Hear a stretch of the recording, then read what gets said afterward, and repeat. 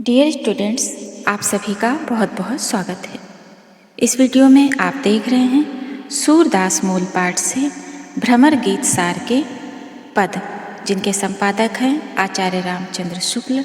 इन पदों की व्याख्या देखेंगे, बहुत ही सरल शब्दों में, बहुत महत्वपूर्ण है आप सभी के लिए, तो वीडियो को ध्यान से देखें।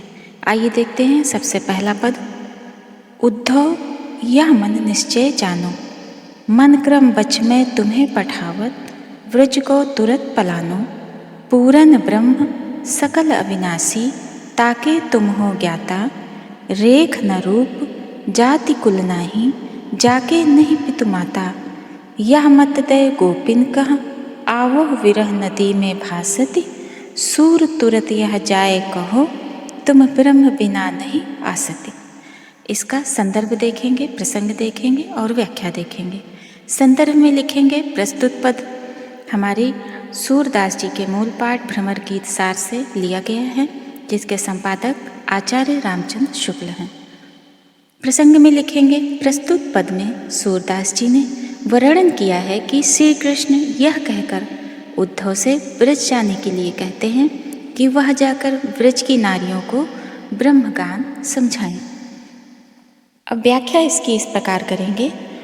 उद्धव के द्वारा संसार का प्रेम झूठा कहे जाने पर भी श्री कृष्ण ने उनसे कहा, उद्धव तुम यह अपने मन में निश्चय समझ लो कि मैं तुम्हें मन, कर्म और वाणी तीनों से निश्चय करके ब्रज में भेज रहा हूँ। अतः वहाँ के लिए तुम शीघ्र प्रस्थान करो, वहाँ शीघ्र जाओ, तुम वहाँ जल्दी जाओ। तुम उस समय ब्रह्म के ज्ञाता हो, जो स्वयं अपने आप में पूर्ण है, अखंड है, जिसका विनाश नहीं हो सकता, जिसका कोई चिन्ह नहीं है, जिसके माता पिता, जाति, कुल आदि कुछ भी नहीं है। अपना यह ब्रह्म संबंधी ज्ञान जो है तुम गोपियों को समझा देना, क्योंकि वह विरह रूपी नदी में डूब रही हैं और व्याकुल हो रही हैं। तुम शीघ्र ही जाकर उनसे कहो कि बिना ब्रह्म के मुक्ति नहीं होती है, और तुम अपना ब्रह्म ज्ञान उनको सिखाओ। विशेष में लिख सकते हैं कि विरह नदी में रूपक अलंकार का अच्छा वर्णन किया गया है। आइए दूसरा पद देखते हैं। गोकुल सबे गोपाल उपासी, जोग अंग साधत ते उद्धव, ते सब बसत ईसपुर काशी, यद्यपि हरिहम तजि अनाथ करी, तदपि रहति चरणन रस राशि, अपनी शीतलता ही न छाड़त, यद्यपि हैं शशि राहु गरासी, का अपराध जोग लिख पठवत, प्रेम भजन तज करत उदासी, सूरदास ऐसी को बिरहनि, मांगति मुक्ति तजे गुण राशि। इसका संदर्भ पहले की तरह लिखेंगे और प्रसंग में लिखेंगे। गोपियाँ अपनी विरह वेदना से उद्धव को परिचित कराती हैं, वो बताती हैं कि श्री कृष्ण जी के प्रेम में वह किस प्रकार विरह से पीड़ित है। आइए इस पद की व्याख्या देखते हैं।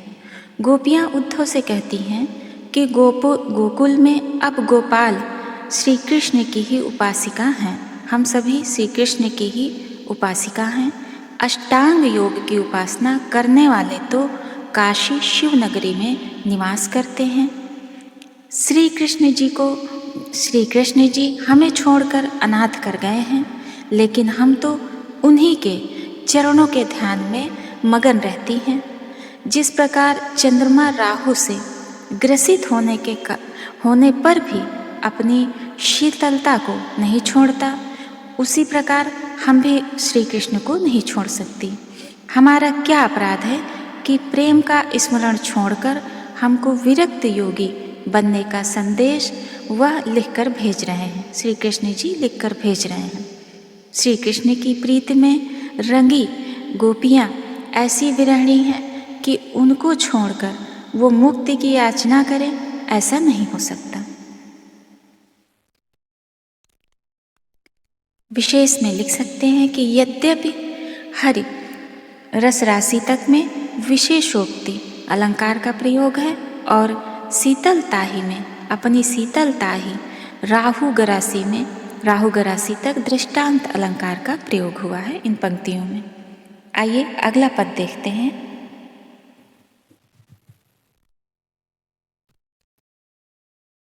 आयु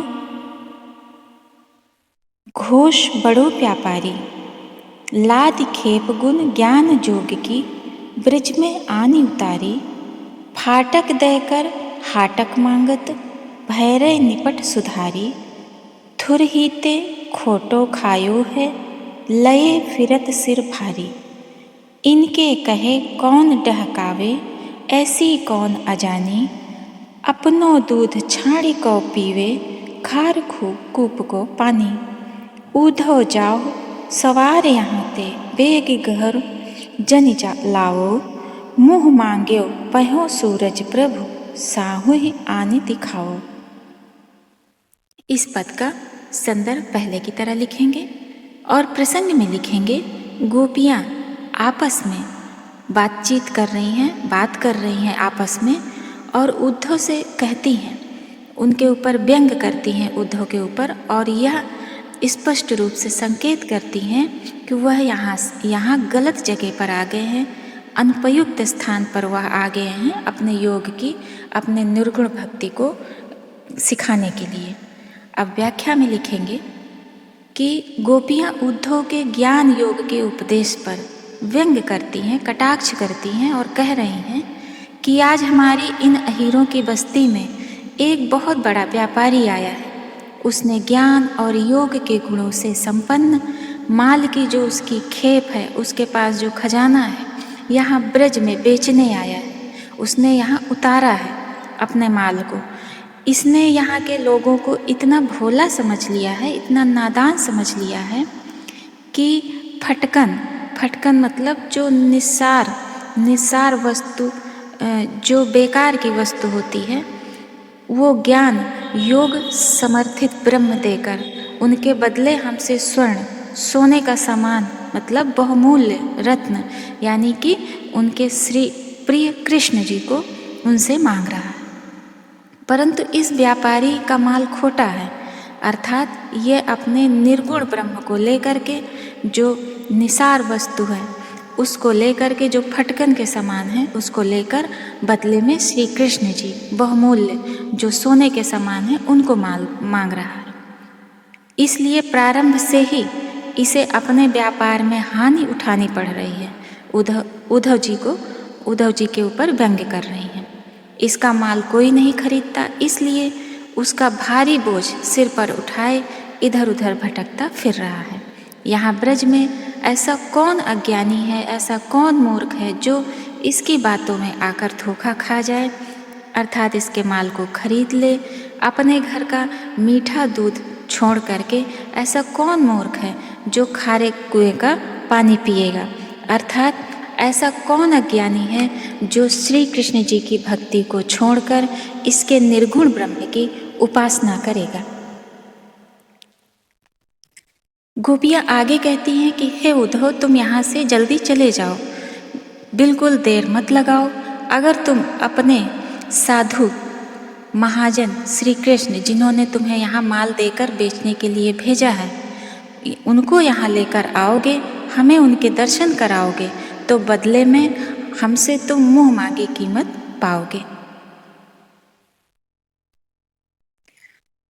विशेष में आप लिख सकते हैं कि लाद खेप गुण ज्ञान जोग की, इसमें रूपक अलंकार है। फाटक से हाटक मांगत तक में पंक्ति में परिवृत्ति अलंकार अनुप्रास लोकोक्ति अलंकार है। संपूर्ण पद में निर्गुण संप्रदाय पर व्यंग किया गया है। खोटा खाना मुहावरा भी प्रयोग किया गया है। पूरे पद में व्यंग्यात्मक शैली का प्रयोग किया गया है और अंतिम चरण में श्री कृष्ण पर साहूकार का आरोप होने से रूपक अलंकार भी हो गया है। तो ये सब आप विशेष में लिख सकते हैं। आइए अब देखते हैं अगला पद। जोग ठगौरी ब्रज न बिकई हैं, यह व्यापार तिहारो उधो, ऐसोई फिर जय हैं। जापय लये आयो हो मधुकर, ताके उर न समय है। दाख छाड़ के कटुक निबोरी, को अपने मुख खे हैं। मूरी के पातन के केना, को मुक्ता हल दे हैं। सूरदास प्रभु गुण ही छाड़ के, को निर्गुण निर्भय हैं। संदर्भ पहले की तरह लिखेंगे और प्रसंग में लिखेंगे कि गोपियाँ उद्धव के निर्गुण ब्रह्म का जो उपदेश है, निर्गुण ब्रह्म का जो ज्ञान है, उस पर व्यंग करती हुई कह रही हैं, कटाक्ष करती हुई कह रही हैं। व्याख्या में लिखेंगे कि गोपियाँ उद्धव के ज्ञान योग पर व्यंग कर रही हैं और कह रही हैं कि हे उद्धव, तुम्हारा यह ठगी और धूर्तता से भरा हुआ सौदा, यह ज्ञान योग यहाँ ब्रज में कहीं नहीं बिक सकता। तुम्हारा यह माल यहाँ से ऐसे ही लौटा दिया जाएगा, इसे यहाँ कोई भी नहीं खरीदेगा। तुम जिसके लिए यह माल लाए हो, उसके हृदय में यह नहीं समा सकता, वह उसे पसंद ही नहीं करेगा। ऐसा कौन मूर्ख है जो अपने मुख में दाख अंगूर का दाना छोड़कर, अर्थात अंगूर का दाना छोड़कर निबोरी खाएगा, नीम के फल खाएगा और मूली के पत्तों के बदले में मोती तुमको देगा। अर्थात तुम्हारा यह जो निर्गुण ब्रह्म का ज्ञान है, ये नीम के फल जैसा है, नीम के फलों जैसा कड़वा है और मूली के पत्तों के समान तुच्छ और व्यर्थ है, तथा हमारे कृष्ण अंगूर के समान मधुर मीठे हैं और मोती के समान बहुमूल्य हैं, अनमोल हैं। ऐसा कौन है जो संपूर्ण गुणों के भंडार सगुण रूप प्रभु श्री कृष्ण को छोड़कर तुम्हारे गुणहीन निर्गुण ब्रह्म के साथ अपना जीवन निर्वाह करेगा और उनकी उपासना करेगा। विशेष में आप लिख सकते हैं कि इस पद में व्यंग्यात्मक शैली का प्रयोग किया गया है। जोग ठगौरी में रूपक अलंकार है। इस प्रकार आपने इस पद की व्याख्या देखी। आइए अब अगला पद देखते हैं। आइए अब अगला पद देखते हैं। संदर्भ पहले की तरह लिखेंगे और प्रसंग में लिखेंगे, निर्गुण का खंडन एवं सगुण का मंडन करती हुई गोपियाँ भौरे को संबोधित करके उद्धव से ऐसे प्रश्न करती हैं कि बेचारे उद्धव को निरुत्तर हो जाना पड़ता है, उनके पास कोई उत्तर नहीं रहता गोपियों को देने के लिए। आइए सबसे पहले पद देखते हैं। ए अली कहाँ जोग में नीको, तज रस रीति नंद नंदन की, सिखवत निर्गुण फीको, देखत सुनत नाहि कछु श्रवणनि, ज्योति ज्योति कर ध्यावत, सुंदर श्याम दयालु कृपानिधि, कैसो हम बिसरावत, सुनि रसाल मुरली सुर की धुनि, सोई कौतुक रस भूले, अपनी भुजा ग्रीवा पर मेले, गोपिन के सुख फूले, लोक कानि कुल को भ्रम प्रभु, मिल मिल कै घर बन खेली, अब तुम सूर खवावन आए, जोग जहर की बेली। इसका प्रसंग जैसा बताया उस प्रकार लिखिए और आइए इसकी व्याख्या देखते हैं। गोपियाँ भौरे के माध्यम से, भ्रमर के माध्यम से उद्धव से कह रही हैं कि हे मधु, हे भौरे, तुम्हारे इस योग में कौन सी अच्छाई है जिसके लिए तुम हमें नंद नंदन कृष्ण के सुंदर प्रेम को त्याग कर नीरस निर्गुण की उपासना पद्धति सिखाना चाहते हो। तुम योग मार्गी लोग ना तो नेत्रों से देख पाते हो और न कानों से ही सुन पाते हो, केवल ज्योति ज्योति कहकर उसका व्यर्थ ही ध्यान करने का प्रयत्न करते हो। अर्थात तुम्हारा ब्रह्मा ज्योति स्वरूप अवश्य हो सकता है, परंतु वह ना तो हमारे श्री कृष्ण के समान अच्छा है और ना ही मधुर सरस बातें करने वाला है, ना ही मुरली की मधुर ध्वनि सुना सकता है। हम अपने ऐसे सुंदर दयालु कृपा के सागर कृष्ण को तुम्हारे इस ब्रह्म के लिए कैसे भुला दें, इस निर्गुण ब्रह्म के लिए कैसे भुला दें। समझ में नहीं आता कि तुम इस नीरस ब्रह्म के लिए ऐसे सुंदर श्री कृष्ण को कैसे भुला देते हो। हम तो उनकी मधुर मुरली की धुन सुनकर उनके आनंद में मग्न रहते हैं, उनके प्रेम रस का पान करते हैं और उसमें अपना सब कुछ भूल जाते हैं, पूरी तरह से तन्मय हो जाते हैं।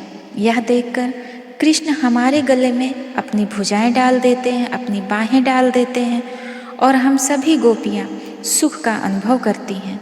हमने अपने स्वामी के साथ घर और वन जंगल में प्रेम किरणाएं, प्रेम लीला करके लोक की, सारे समाज की मर्यादा और कुल के गौरव का, सम्मान का, उसको सबको नष्ट कर दिया है, उसकी जरा भी परवाह नहीं की है।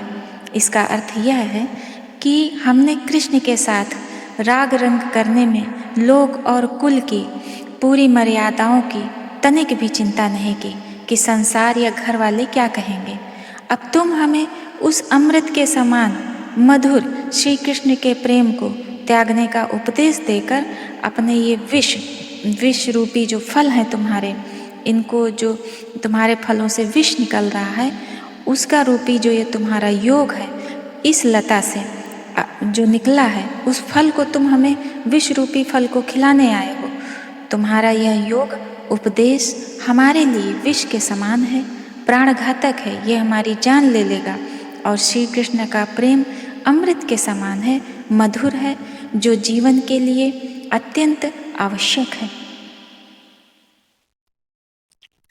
इस पूरे पद में विशेष में लिख सकते हैं कि निर्गुण ब्रह्म पर करारा व्यंग्य किया गया है और जोग जहर की बेली में रूपक अलंकार है। इस प्रकार ये आपने इस पद की व्याख्या देखी। आशा करते हैं कि यह वीडियो आपके लिए उपयोगी होगा।